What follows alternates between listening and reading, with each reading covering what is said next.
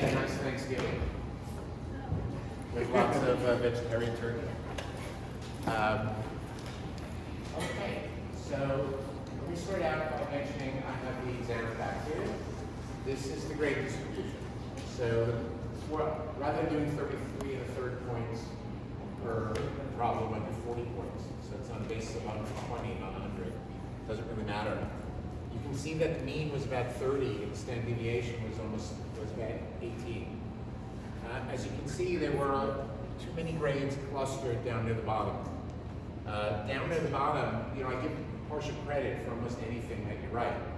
So if you're getting roughly 20 points are more or less just because you copied the problem right or did something very minor.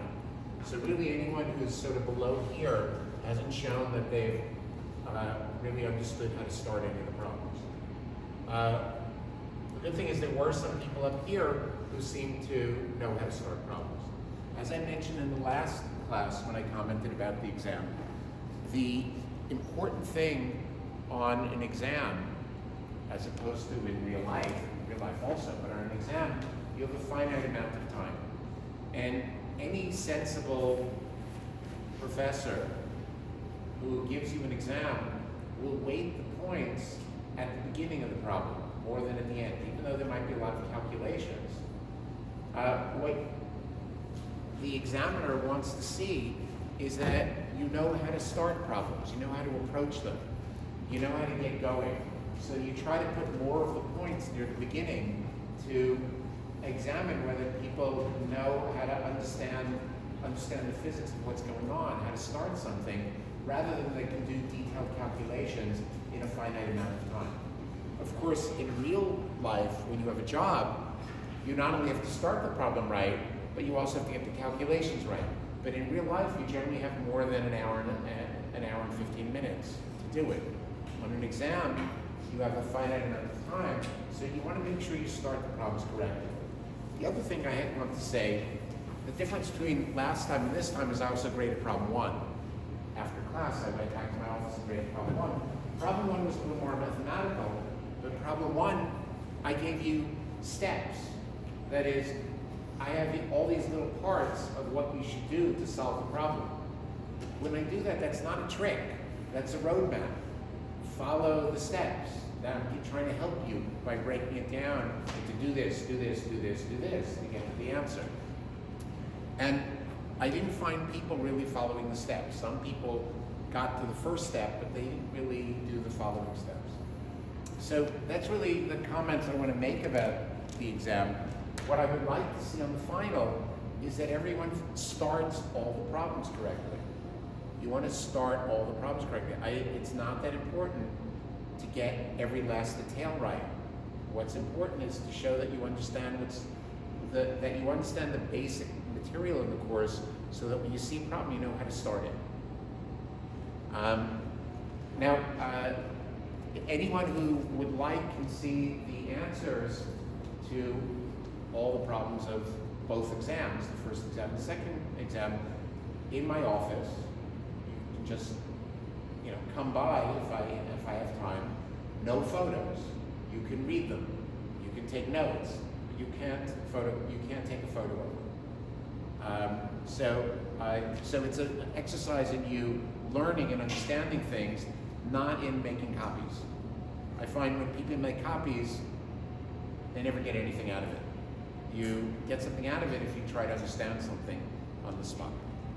And generally, it's not a problem if you come to my office for that, because it doesn't require my input. So even if I'm doing something else, you can just sit there and look at the samples. You can also see how the grades are, how the point values are distributed. So you can see how just doing the beginning of the problem gets you almost half the points for a given problem.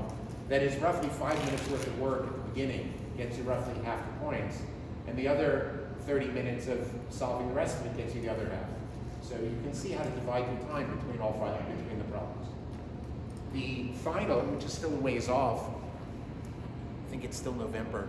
I think we have about 4 or 5 classes after this one.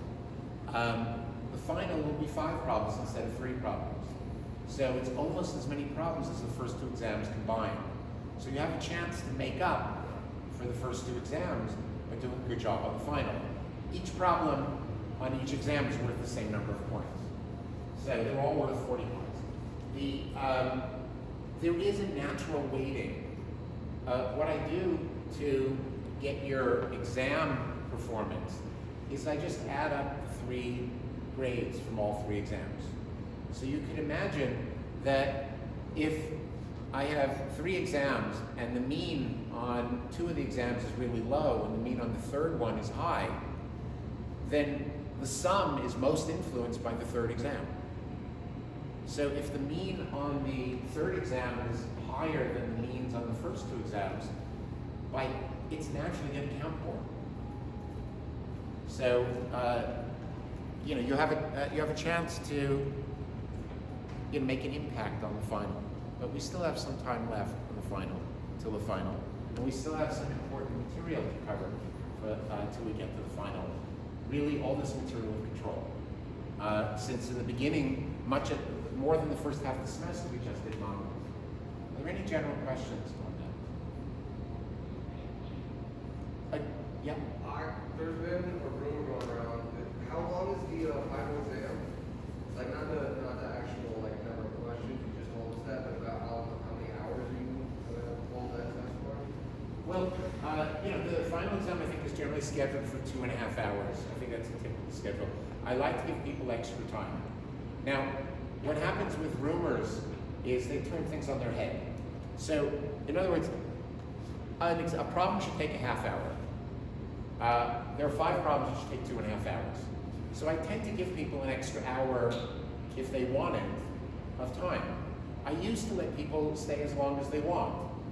But instead of being considered that I'm being nice and letting people not have time pressure, that would morph into, instead of being nice, that he's giving us 5-hour exams.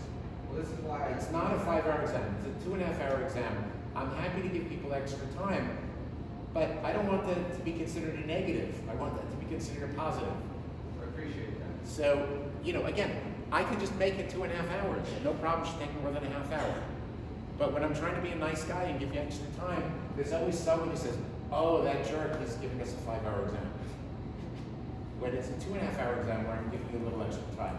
So in the last year or 2, I limit the extra time to about an hour, so people don't start saying, oh, he's giving us a 5-hour exam. It's the same exam. It's just how much time you get. But I'm glad you asked that. That's worth cleared up. In fact, almost every question anyone has asked all semester was something that I liked. Was usually they were all constructive. Are there any other questions? Either on process or on the exam or on how the I question. got one more question on the final. We still have plenty of time before. It's cumulative, right? Yes, cumulative. It's on the, and basically to give you a sense of how I construct the final, I'll usually, out of 5 questions, the first question, I'll usually do 1 question that focuses on the first exam material, 1 question that focuses on the second exam material, and 3 that focus on the newer material. But of course, the newer material includes the older material. That's more or less my rule of thumb when I try to make up the exam. And as you can see, usually 1 question is more mathematical. I can't guarantee that's what I'm going to do, but that's the way I usually do it. Other questions?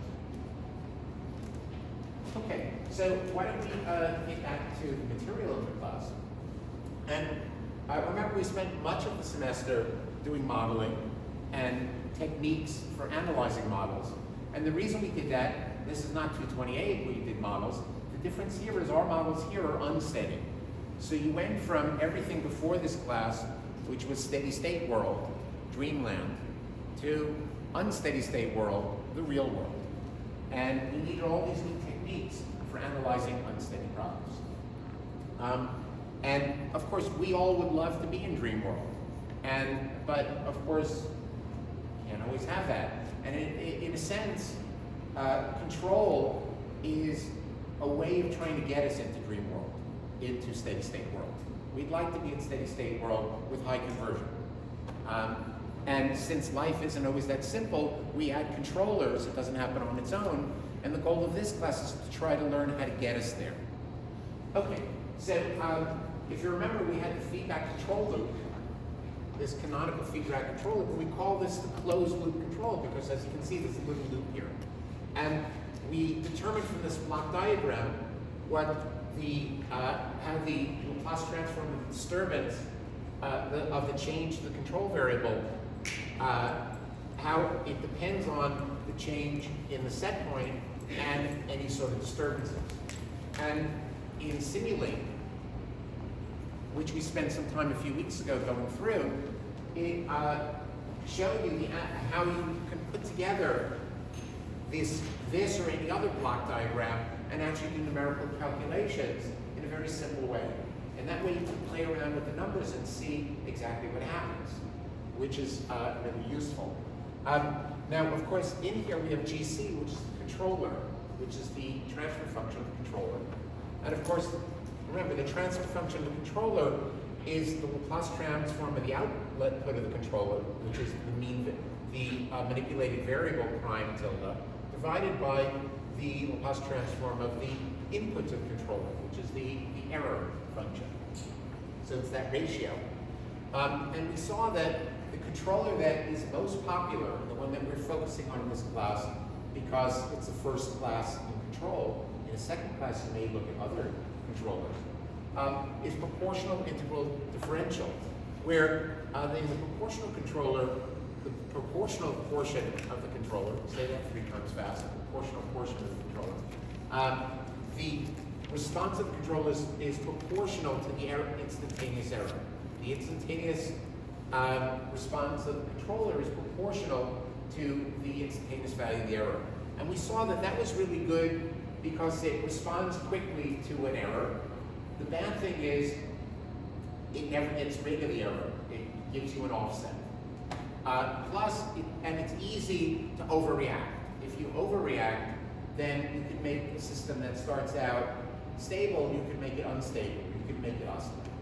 The integral portion of the controller, which bases the strength of the response of the controller on the integral of the error with respect to time, accumulated error, not just the instantaneous error, is what allows us to kill off the offset. So at long times, because if the error stays non-zero, the integral just keeps growing. Whereas this, if the error stays non-zero, it stays the same. But here the integral keeps growing. It forces the controller to react more and kills off the offset. Generally, that's a slow response, so we still need the proportional part. And we have a parameter here, Ti, which is the characteristic time.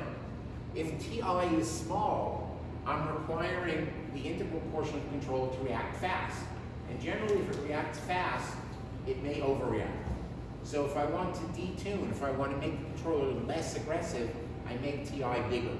If I want to make the controller less aggressive, I make Kc smaller. Finally, there's the differential control, which if I'm worried about things going crazy quickly, then I want to catch them and anticipate right at the beginning. So what it does, before the error even gets big, if there's a change in the derivative of the error with time, I can allow the system to react to that with a strength TD, Kc TD, that even before the error gets big, but if its derivative is starting to get big, then I can nip it in the bud before things get really bad. So that's the PID controller, and the PID controller has 3 parameters. It's got Kc, it's got the bigger Kc, the more aggressive controller. Ti, the smaller Ti, the more aggressive the controller. And Td, the bigger Td, the more aggressive the controller. So the question is, how do we know what values to choose for a given system for Kc, Ti, and Td? So if you remember, that's called the tuning problem. And in the tuning problem, our approach is we broke it up into 2 parts, initial tuning and fine tuning. What's the difference between initial tuning and fine tuning? Initial tuning is before I actually do the experiment. That is, I have a model for the system. And from my model, I want to calculate what values KC, S, TI, and TD I should use. So it's based on a model. Now, we don't trust models 100%. We like models, and they're a good guide, and that's how we get started. But once we have our model-based numbers, we then have to do fine-tuning when we actually try it out on the system, and then to make adjustments. So that's the fine-tuning. Now, the initial tuning had two types that we spoke about in this class. One of them was brute force, and the other one was correlation methods. So let me just remind you, brute force was effectively a structured way of trying lots of values and calculating from our model what we think the effect will be. That is, what will the error be? What will how bad will the integral absolute error be, for example? That's brute force. And then trying to use all those calculations to infer what a good choice would be. Then, in addition, after that, we said, well, brute force. That generally, brute force means not too much thinking. But we're smarter than that, so we try to do a little thinking. And then we spoke about the correlation method. So what are correlation methods? The basic idea of correlation methods is if we can take any real system and approximate it by a much simpler system, and that much simpler system is always the same, just the numbers are different, but the form is the same, then for that simpler system, which in this case is a time delay, or if you like, a plug flow reactor with no reaction, followed by a first order CSTR, if we can fit any model that we can fit to this type of situation as an approximation, then at least for this particular situation, with a time delay theta, a tau for the CSTR, and a Kp for a steady state gain, those three parameters, we can then non-dimensionalize this equation, non-dimensionalize the equation here. Because we have a characteristic time for the system, which is the delay plus the time for the CSTR as a characteristic time. So we can non-dimensionalize Ti and Td as well as theta and tau. We can non-dimensionalize all those by the characteristic time. And S, which has units of inverse time. And then we could notice that Kc and Kp have inverse units, so the product is non-dimensional. And then what we can do is we notice that in this equation, we have three parameters. We've got tau star, theta star, and we have Ti star, Td star, and Kp, Kc. Those are my parameters. Those are my things I have to determine. Theta star and tau star are known from this model. So there are these correlations which tell us for any given value of theta star. And what you can see here is that theta is the delay. Theta is this delay. And what we know from previous classes is that the longer the delay, the more careful I need to be with control. If the delay is very long, as I said, it was like the turning on the hot water in the shower. If there's a long delay before you get the reaction, before the temperature changes, you want to be very careful in your control so that you don't overreact. But what does long mean? Long means compared with the characteristic time scale of the system. So if theta star is large compared with tau plus theta, that is if most of the time is in delay, then you want to be very careful. So we have theta star as my primary variable. And then I look at these particular things, Kp, Kc, Ti, and Td, as a function of them. So for any given system, I fit it to this model, which tells me what theta, tau, and Kp are. I then calculate tau star, theta star, and for theta star, I read from a particular value of theta star, I read up what Kp, Kc is. And if I know what Kp, Kc is from the chart, then Kp is known, so I can calculate Kc. I read up from the chart for a given value of theta star what Ti star should be. Once I know what Ti star should be, then since I know what theta plus tau are, I multiply through and I get Ti. And similarly for Td. So that's the basic concept. And now the idea is, we can talk about an example of what goes on when you do that. Any questions on that? That was all review. I seem to have spent 20 minutes just on review. Well, any questions? Okay, so here we have 3 CSTRs in series, and we spent a lot of time, and I handed out a sheet with the details summarizing everything we needed to know about this canonical example. Now, so if you remember, in this canonical example, we have 3 CSTRs in series. We had a normal feed with which we call the B feed, which has a certain volumetric flow rate and a certain concentration of the reactive species A in it. And typically this is coming from another part of the plant. So it's pretty conceivable that XAB might not always be the same. There's a problem somewhere in the plant that's going to change XAB. So what we have here is a little reservoir of pretty close to pure A, a high mole fraction of A, and whenever necessary, we can add a little bit to the feed to make sure that I get the right concentration of A coming into the reactor, and therefore the right concentration coming out. And of course, if I don't like what's coming out, then I have a little control system that varies this concentration. So the dashed line is the controller. So if I take this, then we know for the 3 CSTRs in series, and if I look at the input and the output, well, the output is XA3. What's coming out here? XA3. And the input, I can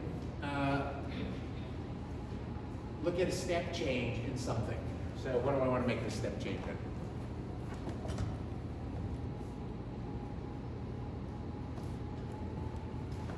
So let's say I have a step change in VB. So here's T,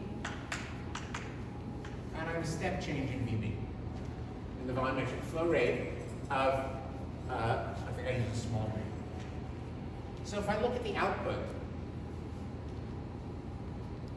so if I look at the output, which I can make it do again, it doesn't really matter.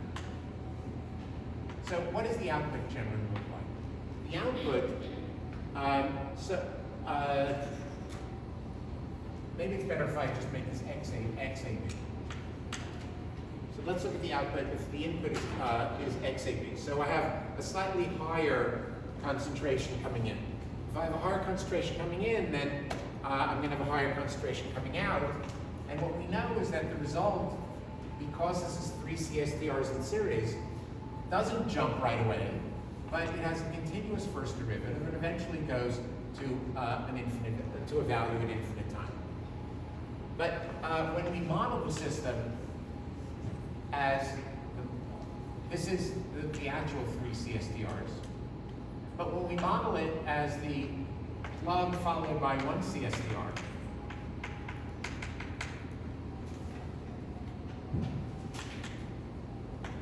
then the 1 CSTR, if I have a delay theta, and then 1 CSTR, it looks like this. So maybe I should use a different color.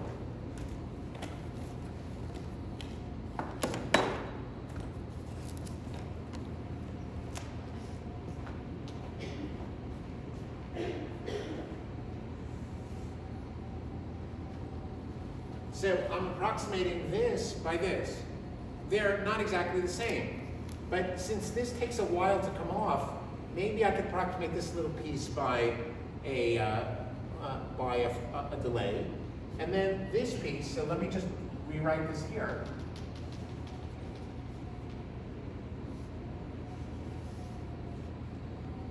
So that's the basic idea. is I'm approximating the white curve by the orange curve. That's exactly what I mean when I say I'm approximating the 3 CSTRs in series by this model. And of course, when I do the approximation, I have to make it as good as I can. So I have to vary. Now, the difference here is going to give me the KP. So I should be able to get the KP pretty close. It's the difference between the input and the output. But in doing this, I have to find the KP. I have to find the theta. I have to find the tau. Tau tells me how quickly this rises. Because remember, this form here looks like 1 minus e to the minus t over tau times a coefficient, whatever that coefficient is. So the tau tells me how quickly this has to rise to kiss this curve. Theta tells me how long I wait before I start the rise. And of course, KP is basically based on the difference in height. And if you look in the textbook, I think it was problem example 6 point something. I think example 6.4 in your text, I think it's 6.4. They actually give you numbers where they actually did this and they compare the actual KP for the 3 CSTRs in series with the best one that you find here. Now, let's think for a second how things vary in this simplified, model simplification. So again, the idea is if I really have 3 CSTRs in series, how good an approximation is this plug followed by 1 CSTR? Well, let's think what happens if VB goes up.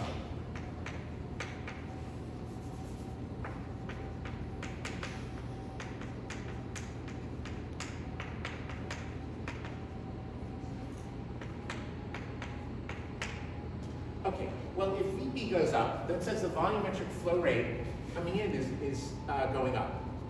So that says that stuff is going through, well, if VB goes up, stuff is going through the system a lot faster.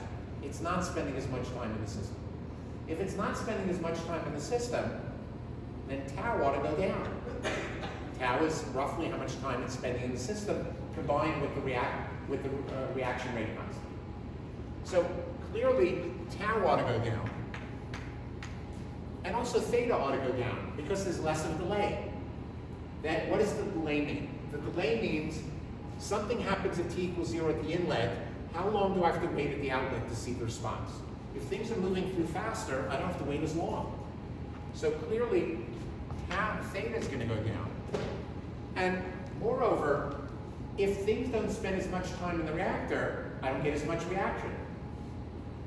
If I don't get as much reaction, then KP ought to also go down. So what is this telling me? This is telling me that the numbers I come up with for KP, theta, and tau when I do this matching depend on the parameters of the system. It's not that I always get the same answer for the 3 CSTRs to this system. The actual values of the parameter, VB, for example, change the tau, theta, and KP that I find. And I think in 6.4 they give you an example of that. And again, remember, the way we consider this canonical example, we assume that the disturbances were to XAB, and that the controller controlled VA. If you remember this canonical example, if you look at the sheet I handed out last time. So VB was in the background as just one of the parameters. It wasn't one of the things that are being disturbed or that we're controlling. We controlled VA in this example, and XAB was where there was the disturbance. So VB is a background parameter, and we can see, depending on what that background parameter is, I get different values of the KP, theta, and tau, which should be no surprise. It's no surprise because I have an approximate model. The approximate model obviously depends on all the details of the true model. So, okay, so that's a little background, and what else would I like to say about that? Yeah, and remember, once I have KP, theta, and tau, I need KP, theta, and tau for my non-dimensionalizations. And then when I go to the correlations, if theta and tau and kp have changed. Let's turn this off. I was getting more calls during class than any other time. Okay, so if theta, tau, and kp have changed, then going from the values on the y-axis, kp, kc, ti star, and td star, to the actual kc, ti, and td, well, they change, because to go to ti, I multiply by theta plus tau, ti star, and if theta plus tau is changed, then so does ti, etc. So that's really important. So what they give you, there's an example in your textbook, example 9.2, where they actually go through this process, and they show you what happens to the controller. So they plot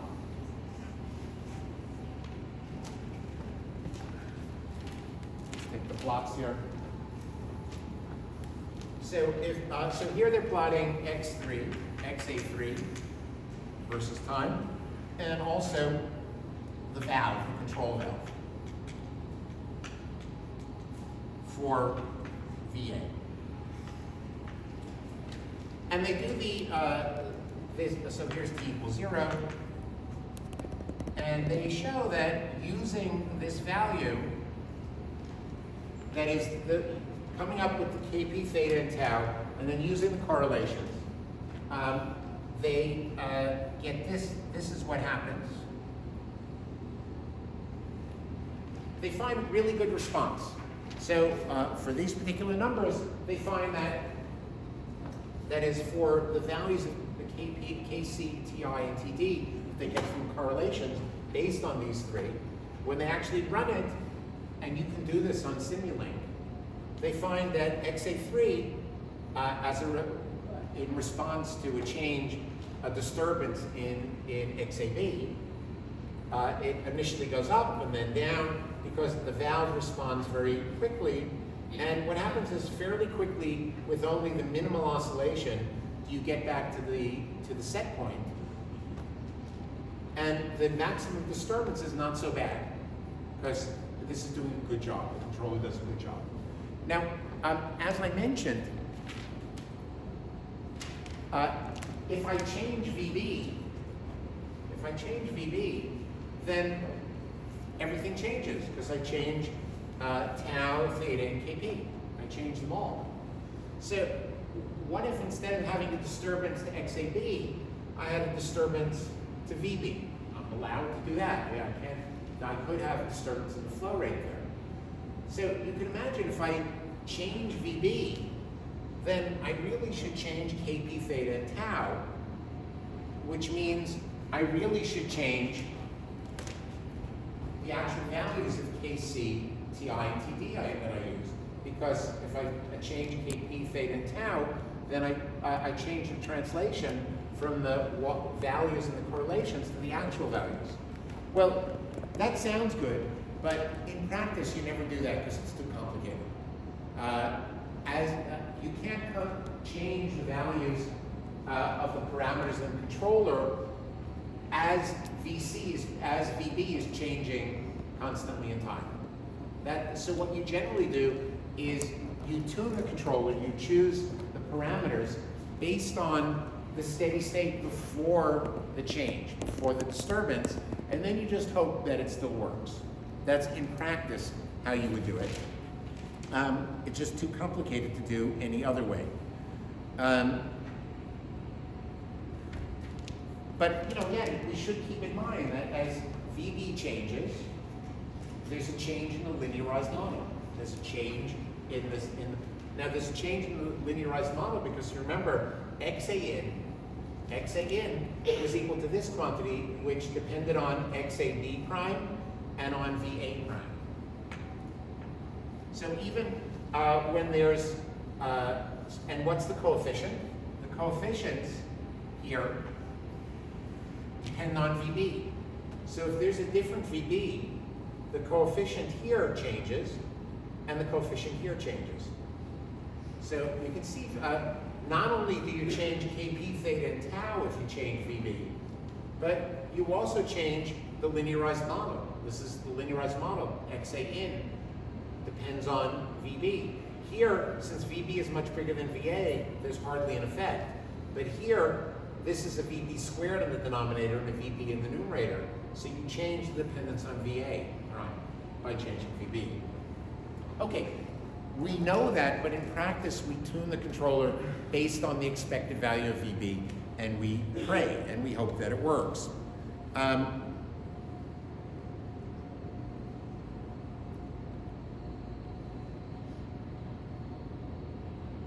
Okay, so let's see just what we expect, what problems we would expect. Let's say we tune the controller based on a particular value of VB. We tune it on based on a particular value of VB. And let's say VB actually goes up, that the VB in the system ends up being higher than what we thought. So what happens there? If the VB in the system is higher than what we thought, then we said if VB goes up, then theta goes down. Tau goes down, Kp goes down. That says the system responds faster than what we thought. Well, that's okay, because if the system responds faster than what we thought, it's not the end of the world. That means, remember, when there's a long delay, when there's a long theta, when theta is really big, we back off on the controller. We don't want to overreact. So if the system VB is bigger than what we thought, and therefore theta is smaller, if VB is bigger, theta is smaller, then that just says the way we set up the controller is less aggressive than it needs to be. But just notice that. What happens when theta is smaller? When theta gets smaller. When theta gets smaller, if we start out here, that means I could have used, instead of being here, if theta gets smaller, I could have used a higher value of Kc. Over here, well, the main things, I could have used a higher value of Kc, but I didn't. So the controller is not as aggressive as it could have been. Okay, that means the system might take a little longer to get to steady state than had I optimized it, but it will still get to steady state. On the other hand, what happens if VB is slower than I thought? If VB is slower than I thought when I set up the controller, well, if VB is slower, VB went down, then theta went up. Then the real theta is larger than what I think. So what's happening there? If the real theta is larger than what I think, I should be using a value of Kc for here, but instead, I'm using a value of Kc here, but really theta is longer than what I thought, or theta star is longer, so therefore I should be using a smaller value. So what's happening there is if VB got smaller, then chances are my controller is too aggressive. And that could lead to oscillations and instability. So these are things to keep in mind as to what's going on in these reactors. Are there any questions on that? So a lot of this is sort of rules of thumb. So what are sort of rules of thumb that we can say for setting up these controls? Remember, this is a correlation method. These correlation methods, this is not a rigorous analysis. This is based on correlations. Correlations are things, you take data and you try to correlate it.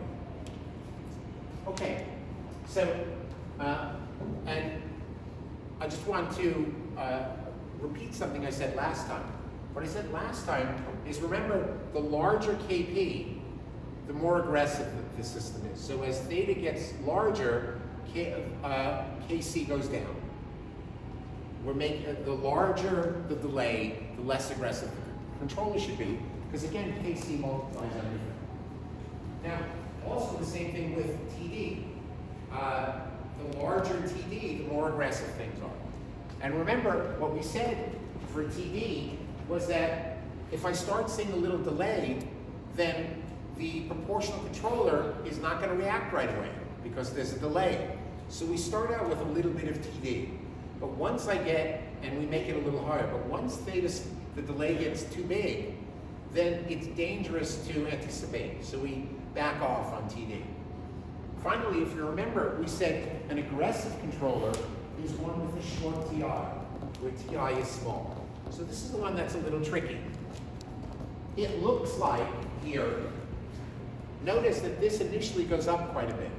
So what this says is, initially, when theta star starts getting longer, starts getting longer, we back off. When theta star goes from effectively 0 and starts going up, we back off on the controller. We make Ti longer so that the controller doesn't overreact. But notice that for even longer values, we decrease this. This does not mean that we're backing off on the controller because it's in conjunction with this. So even though Ti looks like it's going down, Kc over Ti is going down. So this is going down faster than this. So as theta star gets large, we're backing off on the controller. So again, don't get confused by this going down because the strength of the integral controller is not 1 over Ti, it's Kc over Ti. So what we want when you back off on the controller, it's this ratio that gets smaller. So even though Ti is going down, Kc over Ti is still going down. Okay, so that's an important thing to know. So let's look at some rules of thumb. The first rule of thumb is that, as we said, as theta star gets bigger, you want to back off on the controller. As theta star gets bigger, too big, you want to get less aggressive control. This goes down, and the ratio of this to this goes down. And certainly this goes down. If you have a lot of noise in the system, random noise bouncing around, you don't want the controller to constantly be going on and off. So you back off on TD. If you have a lot of noise, you just turn TD off. And there's a different set of curves in your textbook that look at these two when TD is 0. So you use those. You don't rely on this if there's a lot of noise. Finally, one other thing is, as you notice, this expression has GP in it.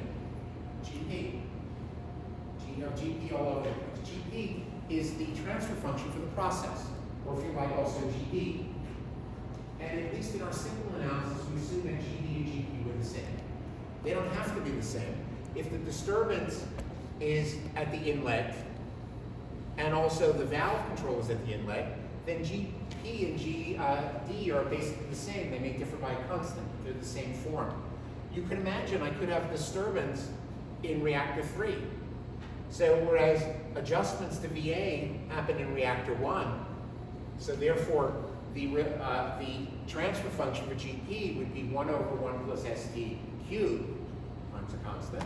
If the disturbance is to reactor 3, then it would just be 1 over 1 plus ST, if the GD. So they could be different. Now if the disturbance is to reactor 3, rather than to the inlet to reactor 1, then you could imagine the response to the disturbance is going to be much faster than if it started over here, because it's coming much closer to the outlet. So if the response is faster, I'm going to need a more aggressive controller. A more aggressive controller if the response is faster.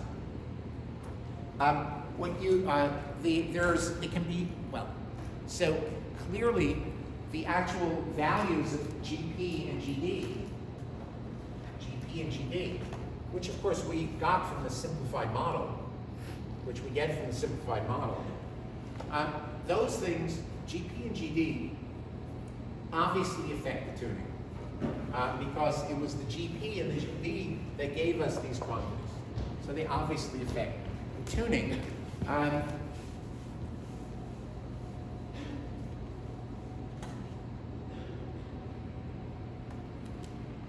But it turns out that the characteristic time of the disturbance, so GD may have a characteristic time in there. It's not obvious, but it can be shown that the actual tuning doesn't depend very strongly on the time constant in GD. It depends more on the KP. It does depend on the time constant, but it's not very sensitive to the time constant in GD. I'm not going to go into that into great detail because, and I would advise you to look at the examples in the textbook on this.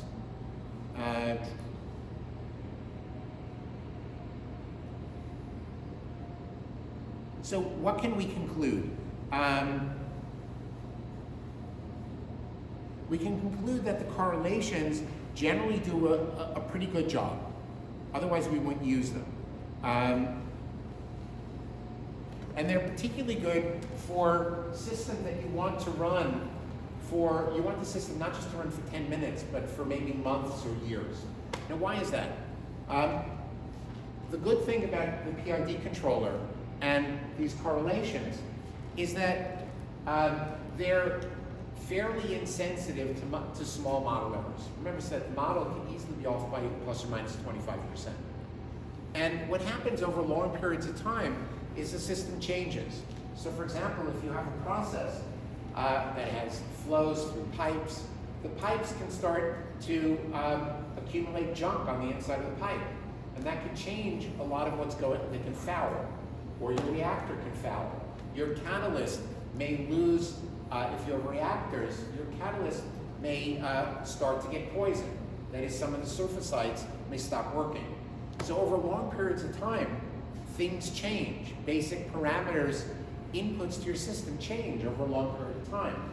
Meaning your model, if you were to take that into account, would be changing with time. So for example, your flow rates might change when the pipes foul. Your reaction rate constants may change as the catalyst gets old, ages, etc. And the nice thing about the PID controller and these tuning methods is they're fairly robust. As things change, they still work pretty well. So what can happen is, as things slow down, for example, as the reaction slows down, then you can still have a situation where the controller does a good job, it just takes longer. So there's a disturbance, and instead of the disturbance disappearing in 2 minutes, it may take 10 minutes. But still the disturbance will disappear usually.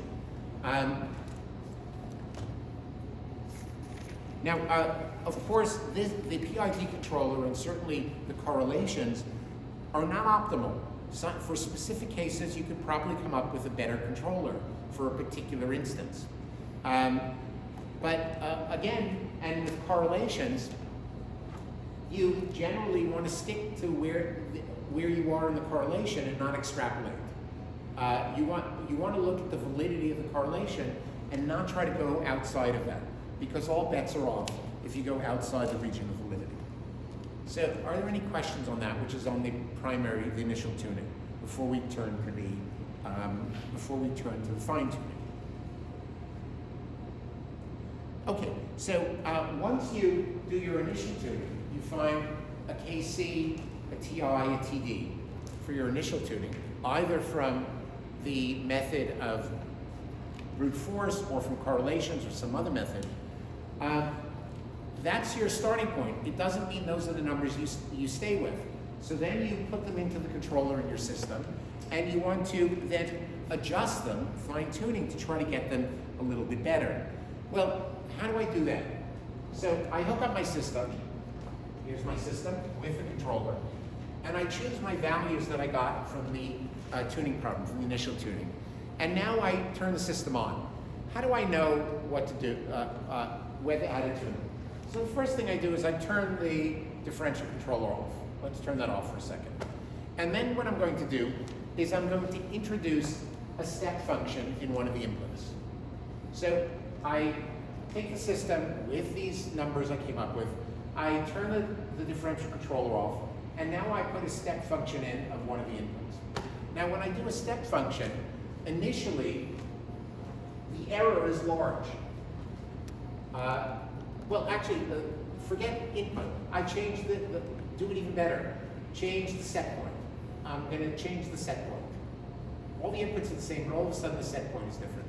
As soon as I change the set point, all of a sudden I'm changing the error by a lot. So the error is big, but the integral of the error is small.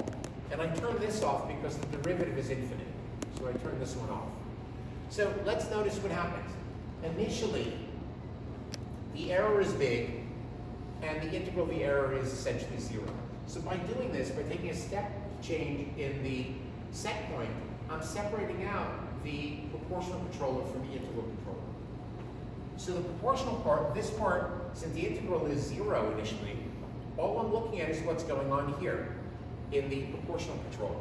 So if the system takes forever to respond, then Kc is too small. I need to make Kc a little bigger. On the other hand, if there's a big delay in the response, so I put a step change in the set point, and there's a big delay in the response, but then it overreacts, it starts to oscillate. So what's going on there? Well, if there was a big delay in the system, then I'm in a situation where I'm way out here. And that means if there's a big delay and then it starts to oscillate, that means my Kc was too aggressive, and I should back off on the Kc. So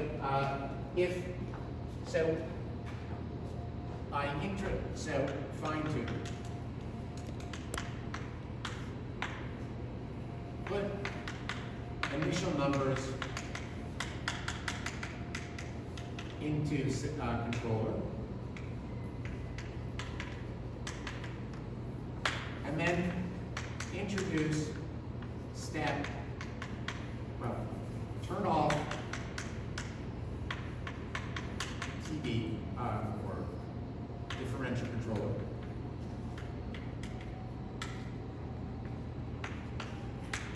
Introduce delta SP, which says E is big, integral E dt small. And if takes too long to respond, but response in the right direction, response reasonable, just slow, then Kc should go up.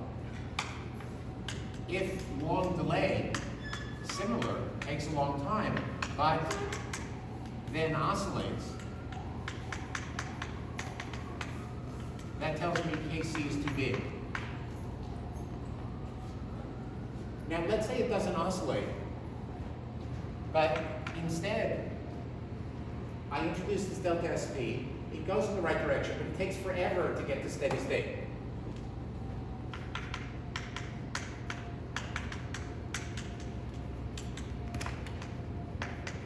No oscillation. Well, once I get to long times, then the integral of E dt becomes more significant than E itself. So therefore, that generally means that I should make Ti a little more aggressive, move Ti down. So these are rules of thumb for how you can do your fine tuning of your controller.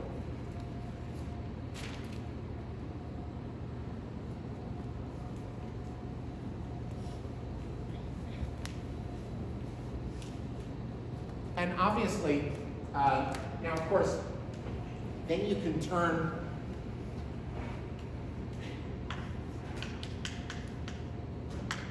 TD back on,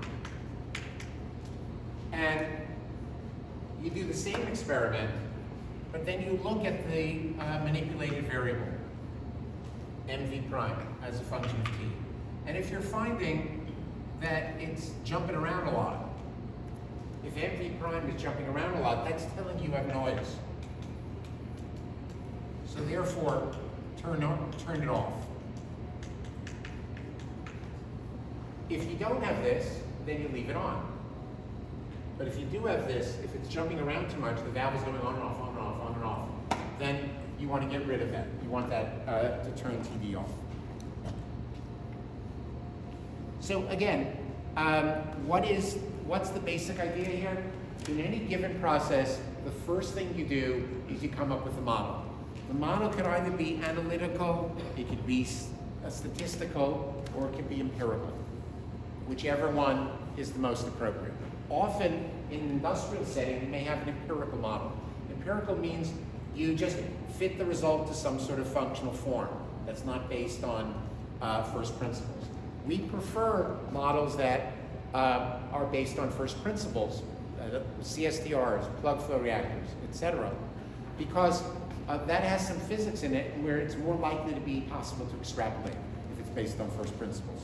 So the first thing is you come up with a model, then you choose your controller, you choose a PID controller, and you do your initial tuning, either correlation, brute force, or some other method, and then you do your fine tuning. And the fine tuning is when you actually correlation and initial tuning, you're doing just on the model and on the computer. But once you plug things in here, all of a sudden you're getting into real life and you do your fine tuning on the actual system. That still leaves some questions that we need to answer. So what are the questions that are left? Questions?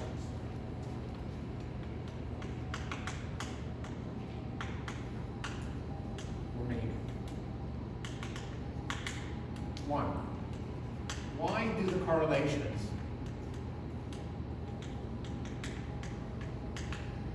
have the precise shapes that they do?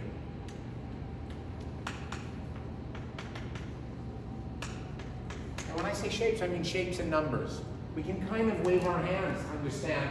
So for example, why is this going down rather than staying flat as this goes down? Well, why is that? We said that still the ratio goes down as theta goes up, but why is this going down? We don't know. We just have sort of a qualitative judgment as to why that's the case.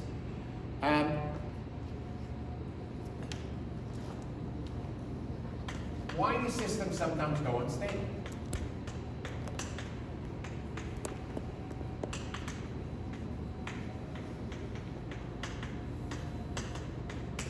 Now, of course, we know that's going to have something to do with the denominator of the transfer function. But we want to look at that in much more detail. That's going to have some that's going to depend on the denominator of the transfer function. And finally, how do changes in the open loop system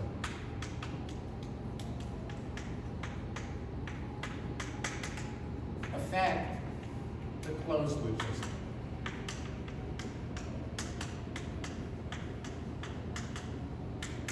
So the open loop system, if there are some changes in the open loop system, say the GP or the GC, how do those changes affect the response of the closed loop system? It would be nice if I knew that before something actually happens, before I actually see them. So these are questions that we're going to want to answer. And let's also remember we have some knowledge, some foreknowledge about this. The first thing is we know that stability is going to depend on the zeros of this denominator. So we're going to investigate why that's the case. We also know that how are changes in the open loop system going to affect the closed loop system?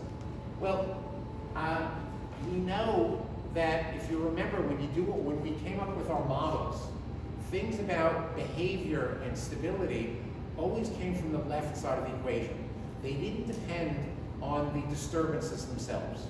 They depended on the system. So we know that we're going to be concentrating on the system rather than on the disturbances are going to affect the changes between the open loop and the closed loop system. So that's what we're going to concentrate on now. Questions? Okay, so in order to focus on that, I want to do an example that illustrates a bunch of stuff. But first, let's define closed loop stability.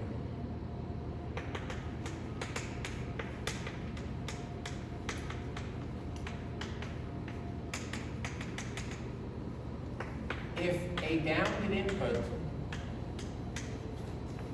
input change causes only a bounded output change. So what I mean by closed loop stability is that if there's a change, some sort of change that's bounded, so I don't dump an infinite amount of stuff in there. I have a bounded change in the input, then the output is bounded. If the system, on the other hand, goes to infinity as for a bounded input, well, that's unstable. So, and the simplest example, if you remember, was a tank where we're controlling the level of the tank. If I have a hole in the output, if the fluid just exits the tank by virtue of the height, then that's self-regulated. If I start increasing the flow rate in, the flow rate out increases. So I will, a bounded change in the input should only give me a bounded change in the output. I'll just get a different height, but the height won't go to infinity. On the other hand, if the output does not change as I change the input, then if I start adding more, then the height is just going to keep going to infinity. It's going to be unbounded. See that difference there? So in fact, let's examine that example a little bit better. So let's look at a situation where I have a tank, and I have a level control. I look at the level, analyze the level, and I have an input, and I have an output, but instead of the output being a function of the height, L, instead I have a pump here. And that pump just pumps out a fixed amount. In fact, I can vary that by having a valve here, but if I don't vary it, then I'm stuck. So why don't we model the system and look at it in a simple way. So here I have the cross-sectional area, so this is A, times the L dt, so this is the volume, d volume dt of the tank. And that's equal to, here's V in, and here's V out. V in minus V out. So that's sort of a simple thing. And let's say I have no control. So V out is equal to V out steady state. There's no control yet. Later on, we'll put the controller in. And then we could also have Kp times the error, Sp minus L. So that'll be part 2. And I want that to be plus or minus? Plus. Okay, so let's look what happens here. And I want to look at the response to V in prime. Is that right? To a change in V in. Yes. Yeah. Okay, so at steady state, I have A dL steady dt is equal to V in steady minus V out steady. So when I subtract, I get A dL prime dt is equal to V in prime. And V out and V out is V out steady, doesn't change because I haven't put the Kp in. So this is just equal to, there's nothing else there. So now I take the Laplace transform. So I have A S L prime tilde is equal to V in prime tilde. Or L prime G for this system is V in L prime tilde over V in prime tilde is equal to 1 over AS. And let's just notice that if V in prime is equal to a step, then L prime tilde is equal to 1 over AS times delta V in divided by S. Hopefully, I'm not going too quickly for you. And notice that L prime tilde is a constant, delta V in over A divided by S squared. Well, 1 over S squared, let's see what the, well, first, physically, let's notice what's going on here. What's going on here is I've changed the amount coming in, but I haven't changed the amount coming out. What do you think is going to happen if I put more in, but I take the same amount out? What's going to happen? Physically, what's going to happen? Accumulation, it'll overflow. So if this is open, it'll just overflow. Let's see if this tells me that. Well, this tells me that L of t, L prime of t, I'm going to invert this. If I invert it, let's take the constants out. Delta V in over A. And now I have, that's multiplied by 1 over S squared. 1 over s squared in your table is line 3. Line 3 is 1 over s to the n. When n is 2, I get t to the 1 over 1 factorial times t. So clearly, that's unstable because I have a bounded input, just a step, and this grows unbounded, unstable. Is that clear? Well, let's see what changes when I put control in. And in this case, I'm going to make it simple. It's just proportional control. This is just proportional.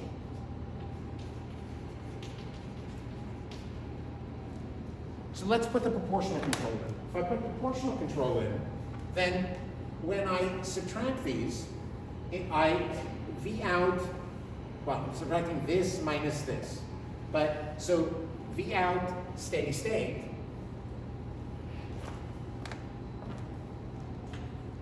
But now V out is not just V out steady state, I also have this. So when I subtract, I also have plus KP times SP minus L. Well, I have to be careful because I had, this was also in the steady state. So why don't I be a little more careful? So this was equal to V in steady minus V out, where V out was V out steady plus minus KP SL minus SP minus L steady. So even at steady state, I have the controller on. So I have that. So now let's take this guy minus this guy. So I've got A dl prime dt, that's the same. V in minus V in steady, that's V in prime. But now I have V out, which is this, minus this. So V out steady minus V out steady, I probably should have, is still 0. But I have this minus this. So notice that the SPs don't change. KL, KP, SP, KP, SP don't change. But then I have a KP, L minus L steady, which is L prime. So I have a minus KP, L prime. Is that clear how I got that? So I have the, and just to make sure I got the sign right there. It should be plus, not minus, plus. Plus. Okay, and why is it plus? Because I have minus a minus. So that gives me the plus. Okay, so I have, due to the proportional control, I have a KP L prime here. So that tells me that over here, I have a KP L prime tilde. And now what I have is, I have G, which is L prime over V in prime tilde, L prime tilde over V in prime tilde. Well, I have to go through the details here. Bring this to the other side of the equation.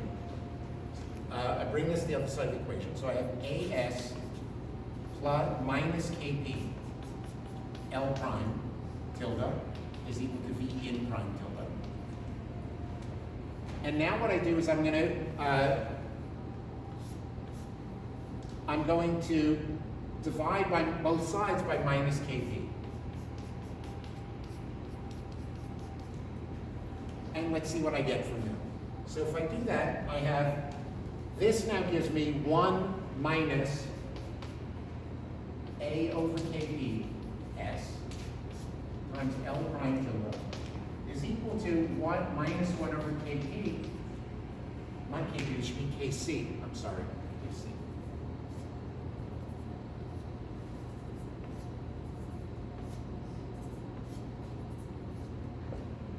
Minus 1 over KC times V in prime tilde. Okay, so you can see why did I divide that way. I divided by minus KP because I wanted it 1 plus S times something. So in fact, I'm going to put the minus sign here. So I want it as 1 plus S times something. And that tells me that I have L prime tilde is equal to minus 1 over minus KC divided by 1 plus S times A over minus KC times V in prime tilde. And now, if this is a step, if V in prime tilde is a step,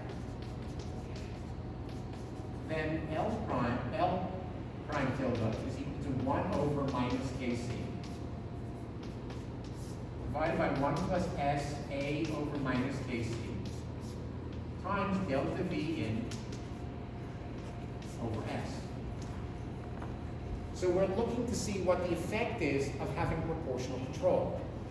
And what we're going to see is that in going from an unstable system, we're going to make it stable. Let's invert this, L prime of t. Well, actually, let's use the final value theorem, which says the limit as t goes to infinity of L prime of t is the limit as s goes to 0 of s L prime tilde of s. So when I multiply this by s, I multiply by s, the s's cancel, and I set s equal to 0, this goes to 0. So I'm left with delta V in divided by minus Kc. I multiply by s, and I set s equal to 0. Let's actually invert this. If I invert this, I have 1 over s, 1 over st. 1 over s times 1 over st is line 5. And I have L prime of t is equal to 1, so I have the constants coming along for the ride, delta V in over minus Kc times 1 minus e to the minus t over the time constant. The time constant, big T, where big T is equal to A over minus Kc. And let's see what we've learned from that. Okay, first thing is, what's the sign of Kc? I said, so if L is below the set point and Kc is positive, then we're increasing the outflow. So if I'm below the set point and I increase the outflow, things continue to go down. That's the wrong direction. If I'm above the set point, if L is above the set point, so this thing is negative, I'm above the set point, and if Kc were positive, that would say I'm above the set point. So this thing is negative if I'm above the set point. If Kc is positive, that says I decrease the outflow. So I'm above the set point and I take less out. It's going to continue going up. Obviously, that's going to be unstable. So if Kc were positive, if Kc is greater than 0, the system should be unstable. Well, we see that if Kc is positive, then T is negative, and this is 1 minus e to a positive number. 1 minus an exponential, a positive exponential blows up. That's unstable. But if Kc is negative, well, that's okay. That says if I'm above the set point, this thing is negative, and Kc is negative, so that says that I increase the V out. If I'm above the set point, I increase V out. That ought to be stable. In fact, it is. The result, if Kc is negative, is at long time, I get delta V in over a positive number, which is the offset. I get an offset, but it's finite. Similarly here, if I look at the long time behavior, when Kc is negative, this is a positive quantity, the offset, and this decays exponentially with a positive time constant. This is a positive time constant. So this becomes stable. So what has happened here? What's happened is by introducing proportional control, I went from an unstable system, to a stable system with an offset. That I have an offset is no surprise. With proportional control, I always get an offset. But what we can see here in this simple system this is simple because it's first order, very unusual, is notice the bigger I make Kc, the more negative I make it, the faster I get to the result, and the smaller the offset. That's only because it's a first order system. We know for non-first order systems, if I make Kc too big, things are going to get unstable or going to oscillate. In a first order system, the bigger I make Kc, the smaller the time constant, the smaller the offset.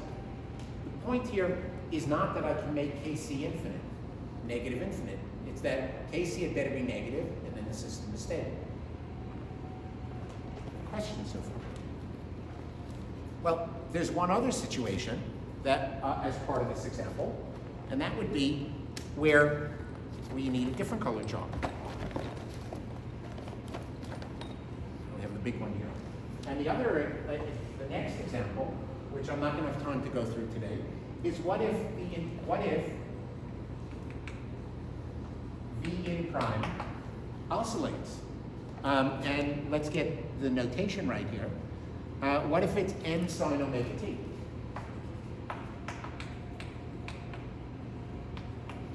So we looked at a case of no control. We looked at proportional control with a step input. I want to look at proportional control with an oscillating input. So let's just notice that omega has units inverse time, time to the minus inverse time.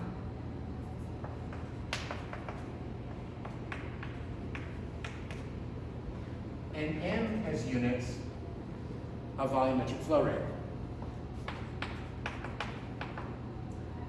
Length cubed per unit time. And what happens there? Well, again, I take this quantity, I have L prime, 1 over minus Kc, 1 plus S A over minus Kc. But now, my V prime, I've got M here, and I have to take the Laplace transform of sine omega t. And the Laplace transform of sine omega t from line 11 is omega over s squared plus omega squared. So what I need to do is I need to get L prime, I need to do the inversion. And notice that here I have 1, in the numerator I just have constants. But in the denominator I have 1 plus s times a constant and 1 over s squared plus omega squared. So what I need to do is I need to take 1 over s squared plus omega squared and write that and do partial fractions by writing this as a over s plus b over s plus I omega plus c over s minus I omega. Because s plus I omega times s minus I omega is s squared minus I squared, which is plus omega squared. So these are the three factors of the denominator. 0, minus I omega, plus I omega. And I need to do this, and I need to do the partial fractions. So at the beginning of the next hour, I'm going to do the partial fractions, calculate A, B, and C, invert, and get L prime of t. And then once we have that concept, then we're going to go and start attacking these questions. Are there any questions? Questions? Okay, exams. Agatha?